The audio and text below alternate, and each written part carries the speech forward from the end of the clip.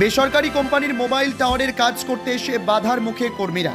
ঘটনাটি ঘটেছে বুধবার সকালে তেশিমলা গ্রাম পঞ্চায়েতের পূর্ব তেশিমলা এলাকায়। ওই এলাকার বাসিন্দা এনামুল হকের বাড়িতে টাওয়ার বসানোর জন্য মাটি কাটতে আসে জেসিবি। বাড়ির পেছনে জমির 3600 বর্গফুটের একটি অংশে খোদাই করা শুরু করে জেসিবি। খবর জানাজানি হতেই সেই এলাকার সিপিএম এর পঞ্চায়েত সদস্য মোস্তাফা হোসেন স্থানীয় মানুষদের সাথে প্রতিবাদ দেখাতে শুরু করে। কাজ বন্ধ করে দেওয়া হয়। মোস্তাফা হোসেনের অভিযোগ, পঞ্চায়েত প্রধান টাওয়ার বসানোর লিখিত অনুমতি দিলেও জানানো হয়নি তাকে, কারণ মোস্তাফা পঞ্চায়েত সদস্যের পাশাপাশি বিরোধী দলনেতা। পরবর্তীতে গ্রাম পঞ্চায়েত কার্যালয়ে প্রধানের কক্ষে দীর্ঘক্ষণ বৈঠক হয় মোস্তাফা এবং তার অনুগামীদের। পঞ্চায়েত প্রধান জয়ন্তী বর্মনকে টাওয়ারের কাজ বন্ধ করার আবেদন করা হয়। উপপ্রধান ওয়ারিসুল আম্বারিয়া উপস্থিত সিদ্ধান্ত হয় আপাতত কাজ বন্ধ রাখবে কোম্পানি। মাল পঞ্চায়েত সমিতির সদস্য সুশীল রায় জানিয়েছেন, এনামুল হকের জমিতে ইতিমধ্যেই 2টো মোবাইল টাওয়ার রয়েছে। সেখানে আরও টাওয়ার বসলে রেডিয়েশনে আমাদের শরীরের ক্ষতি করবে, তাই আমরা এই টাওয়ারের বিপক্ষে। তো ঘটনাটা হচ্ছে, এলাকায় উন্নয়নমূলক কাজ হোক, সেখানে আমাদের এবং আমাদের দলের পক্ষ থেকে কোনো বাধা প্রদান বা কোনো বাধা বিপত্তি আমাদের নেই।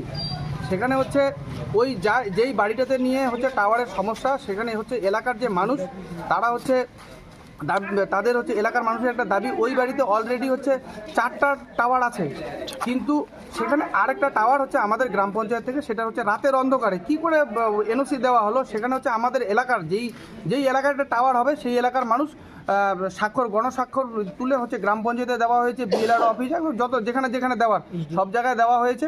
কিন্তু তথাপি এলাকার নির্বাচিত পঞ্চায়েত, সেখানে আমি আছি, আমি বাড়ির পাশে, সেখানে আমাদের না জানিয়ে কি করে এই টাওয়ারের যে এনওসি প্রদান করা হলো, সেটা হচ্ছে আমরা হচ্ছে প্রধান সাহেবের কাছে জানতে এসেছি।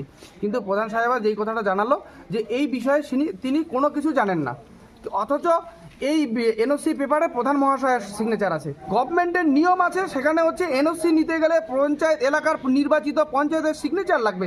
সেখানে সেই এলাকার পঞ্চায়েতের সই ছাড়া কি করে উনি এনওসিটা প্রদান করলেন, সেটাই হচ্ছে আমাদের হচ্ছে প্রশ্ন। এনামুলের স্ত্রী শাহিমা বেগমের অভিযোগ, পঞ্চায়েত সদস্য মোস্তাফা হোসেনের দলবল তাদের কাছে 3 লক্ষ টাকা দাবি করেছিল। সেই টাকা না দিলে টাওয়ারের কাজ বন্ধ করে দেওয়ার হুমকি দিয়েছিল। অভিযোগ পাল্টা অভিযোগ, আপাতত বন্ধ টাওয়ার বসানোর কাজ। আপনার নাম? আমার নাম মাইনুল ইসলাম। আপনাদের বাড়িতে একটা টাওয়ার নিয়ে একটু কিছু ঝামেলা হচ্ছে যা শুনতে পারলাম, ব্যাপারটা কি একটু বলুন তো।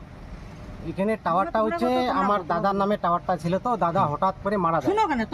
তো মারা যাওয়ার পরে ওনার 2টা বাচ্চা আর ওনার স্ত্রী মানে আমার বৌদি, এই যে 3টা পরিবারকে চালানোর জন্য আমরা ওই দাদার নামে যেটা জমিটা ছিল, সেই জমিটা আমি ওই আমাদের এয়ারটেল কোম্পানিকে দিছি। তো এখন ব্যাপার হচ্ছে যেটা মানে এয়ারটেল এখানে দিছি ইয়েটা মানে জমিটা, এখন এই 3টা মানুষকে তো মনে করো বরাবরতে আমি ছোট ভাই, তো আমি তো বরাবরে চালাতে পারবো না। তো আমরা ভাবলাম যে একটা ওর নামে যেহেতু জমিটা আছে, তো এই জমিটা কোম্পানিকে দিলে মোটামুটি 6-7 হাজার টাকা মাসে একটা পাবে। এইটা নিয়ে ওই 2টা বাচ্চা পড়াশোনা যেহেতু আছে, স্কুলে পড়াশোনা আর তোমার বৌদির খরচা, মানে এটা মেনটেনেন্স ধরে পরিবারের খরচা একটা উঠবে। তো ওই বলেই আমরা কিন্তু এই জমিটা দিছি।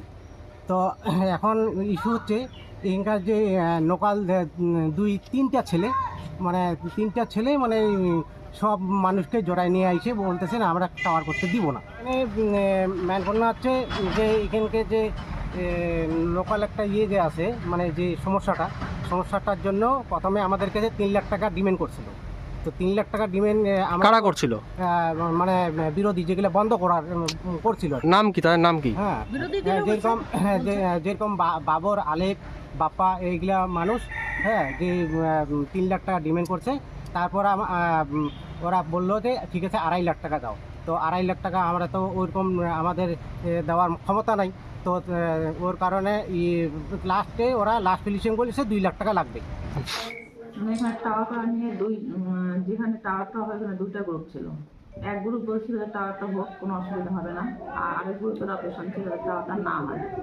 তো যেহেতু টাওয়ার করার ব্যাপারে কোনো মানে অর্ডার নেই যে করা যাবে, তো সেই কারণে আমরা আর কি এটা পারমিশন দিয়েছিলাম। তো আপাতত যেহেতু এই টাওয়ার করা নিয়ে ঝামেলা হচ্ছে, তো আমরা চাই যে আগামীতে আমরা বোর্ড মিটিংয়ে বসে সিদ্ধান্ত নেব এবং সব মেম্বাররাও থাকবে, তাদের সাথে কথা বলে তারপর পরবর্তী পদক্ষেপটা আমরা নেব।